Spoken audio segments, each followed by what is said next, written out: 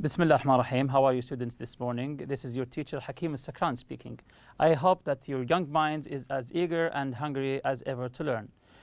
Today we'll be beginning our first unit by the title, You've Got Mail.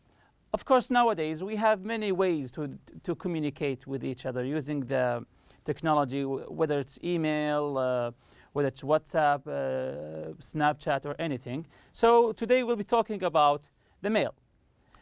So we'll be beginning by seeing some of the some emails sent from friends. So now we will listen together, and after that we'll be asking questions about these passages. Let's listen. Unit 1. You've got mail. Pages 6 and 7. 1. Listen and discuss. From Jonathan Maynard, jmaynard@finestfootwear.com. Subject: Response to your email. 2. Silva at madeinbrazil.com. Dear Mr. Silva, I want to apologize for not answering your email sooner. I've been on the road for the last few days, and I got back only yesterday. Although most of our shoes are imported directly from Asia, we are currently looking for new suppliers, such as ones in Brazil. I look forward to meeting you and discussing the various possibilities.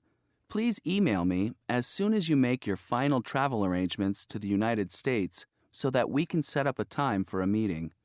Best regards, J. Maynard. Jonathan Maynard, Import Manager, Finest Footwear International. Your friend sent you an e-card from graduationcards.com. Click on the cake to view it. Although you're out of sight, you aren't out of mind.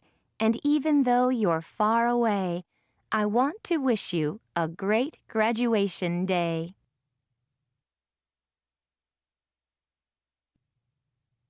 From David Hamilton, dhamilton@unicor.com. Subject: Out of office reply for David Hamilton. 2. P. Smith@unicor.com. I will be out of the office from October 19th to 22nd and will not have access to email. For any urgent matters, please contact Sean_Taylor@unicor.com. David Hamilton. 2. Olivia at megagoal.com. Subject: Visit you in Paris, November 15th. Hi, Olivia. How's work and how's Paris? Hope you're getting used to your new way of life and taking advantage of living in such a wonderful city. Guess what? I'm coming to France on vacation at the end of the month, and I'll be staying in Paris for a few days. I was wondering if you could put me up. However, I don't want to inconvenience you in any way. I'm used to sleeping anywhere. Let me know if it's all right if I stay with you. What's the weather like now? Last time I was in Paris, it was so rainy that I was soaked most of the time, in spite of my raincoat and umbrella. I'm really looking forward to seeing you again. Your best friend, Melanie.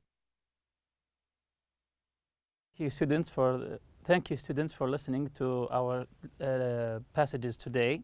So after we finish, here's a quick check. So now I will be asking you questions about these passages. The first one is about vocabulary. Mark the ways to start or end letters or emails. Of course, to start or end an email, you have to choose certain words to begin or end your email or your letter, if you prefer the old ways, whether they're formal or informal. Let's see. So here we see the first email. What did he begin with? Dear Mr. Silva. Dear Mr. Silva. Yes, dear Mr. Silva. So this is the beginning. So he acknowledged him as Dear Mr. Silva. And the end here is best regards.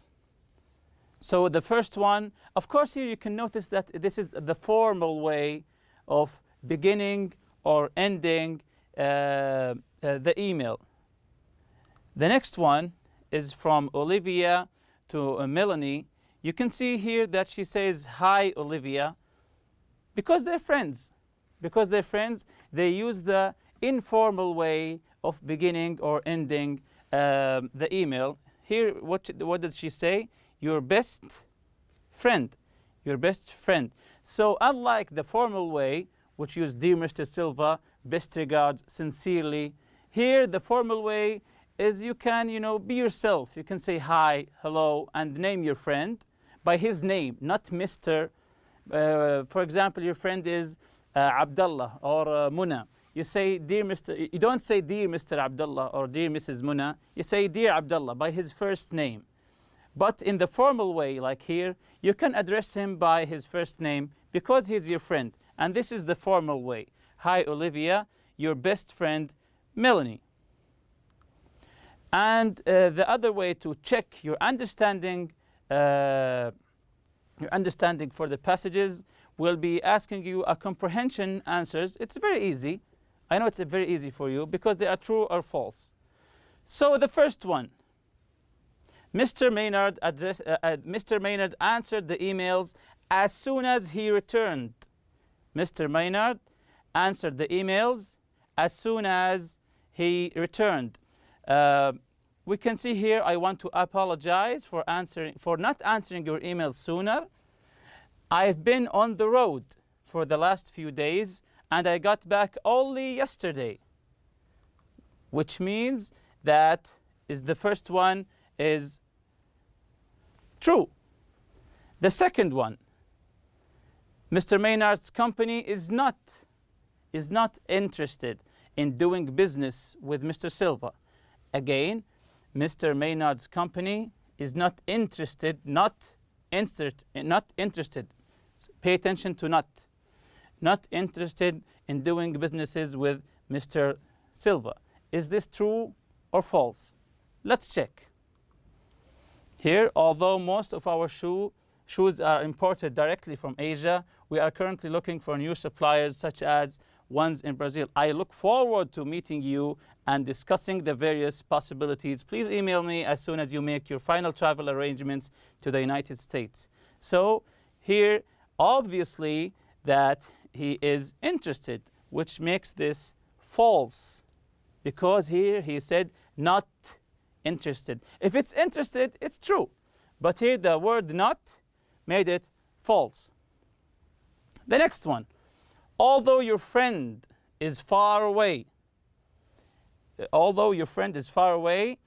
they haven't forgotten your graduation day. They haven't forgotten your graduation day. So is this true or false? We can check from here. This is the graduation day. Although you're out of sight, you aren't out of mind. I think that's enough. But let's continue. Even though you're far away, I want to wish you a graduation day. So this one is what? Is it true or false? Although your friend is far away, they haven't forgotten your graduation day. This one is true. Next one. David will answer all emails, even though he's out of the office. Again, David will answer all emails, even though he's out of the office. Is this true or false? Will he answer all of the emails even though he's out of the office? Let's check.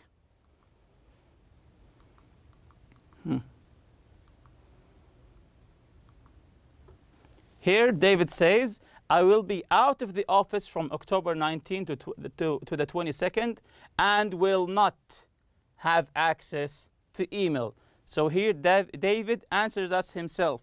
He will not have access to emails. So the first one is false because he can't reach his email. Number 5. Melanie is hoping to stay with Olivia even though it will be inconvenient. Again, Melanie is hoping to stay with Olivia even though it will be inconvenient. So Melanie is Olivia's friend who is coming to Paris to visit her. And does she wish to stay with her even though it will be inconvenient? Let's check. Here it is. Guess what? I'm coming to France on vacation at the end of the month and I'll be staying in Paris for a few days. I was wondering if you could put me up. However, I don't want to inconvenience you in any way. So here she answers us herself. I don't want you to inconvenience you in any way. So this one is false. Number 5 is false.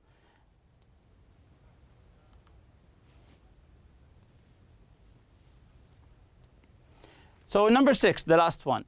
Even though Melanie was wearing a raincoat, she got wet in Paris. She was wearing a raincoat, and she got wet in Paris. Is this information true or false? Let's check it out. Here she says, what's the weather like now? Last time I was in Paris, it was so rainy that I was soaked most of the time. Let's read it again. Last time I was in Paris, it was so rainy that I was soaked most of the time. So this one is true. Even though she was wearing a raincoat, she got wet. Soaked means wet. She said it herself. Even though I was wearing a raincoat, I got soaked. So this is the comprehension answers for true or false. Mr. Maynard answered the email as soon as he returned. This is true. Mr. Maynard's company is not interested. No, they are interested. Although your friend is far away, they haven't forgotten your graduation day. That's correct. David will answer all emails. No, he won't, because he's out of reach of his emails. Melanie is hoping to stay with Olivia even though it will be inconvenient. No, she said, if it's inconvenient, I won't stay with you. The last one is, even though Melanie was wearing a raincoat, she got wet in Paris. Yes, she did. She said it herself, that she got soaked in Paris, despite wearing her raincoat.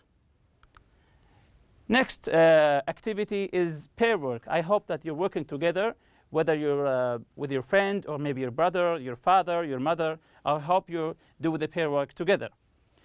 The first one is how to apologize for something. Here we have an example. I want to apologize for not coming to your graduation ceremony. His friend said, don't worry, that's quite all right. So if you want to apologize for something, you say, I'm sorry, forgive me. We all have to apologize for the things, the wrongs that we did. Here's an example. As I said, I want to apologize for not coming to your graduation ceremony. Don't worry, that's quite all right. When your friend apologizes to you, you can say that, don't worry, it's okay, don't worry. Here we have Ali and Khalid. This is another example. I'm sorry I couldn't come yesterday. Maybe Khalid is having a gathering with his friends, or he invited Ali to his friends' gathering, and Ali didn't come. So he texted him, I'm sorry I couldn't come yesterday. What did Khalid say? Don't worry, it's okay. Don't worry, it's okay. So this is how you apologize. You say, I'm sorry. And if you want to accept the apology, you say, don't worry, or you say, it's okay. The next one is to wish someone the best on a special occasion. So your friend is having a graduation day, your friend is traveling, so you want to give him a party. There's a special occasion, or someone has had a child, you have a special occasion to celebrate. Wish someone the best on a special occasion, to wish them the best. You say, congratulations, I wish you lots of success. Thanks a lot, I'm looking forward to the NCW job. You say, of course, you know the word congratulations. congratulations. You have to congratulate anyone who did something that he would be proud of, like graduating from high school, from the university, or having a baby, or any special event. Of course, you have to thank them. If you're the receiver, you say thanks a lot. I'm looking forward to the new job. The new job. So here we have Umar and Badr. Umar says, happy to hear about your promotion. I wish you the best. Umar says to Badr, happy to hear about your promotion. You know a promotion when you're working and you get from one level to the next level, which means more pay, more opportunities, more evaluating yourself. So, of course, your friends will congratulate you. You say, happy to hear about your promotion. I wish you the best. And Badr here replies with, thank you. And of course, he's giving him the thumbs up here. So this is how you wish someone something happy. When someone has had a child, you say, I wish that he'll be healthy. I wish that he will be happy. And someone is graduating from university, you say, I wish you the best job or the best future for you. And of course, you have to reply, thank you. Or you can say, you too, thank you, you too, which means that you wish him the same thing. And that's it for today. Thank you for listening, students. Hopefully, inshallah, that I will see you tomorrow in our next lesson. Assalamu alaikum wa rahmatullahi wa barakatuh.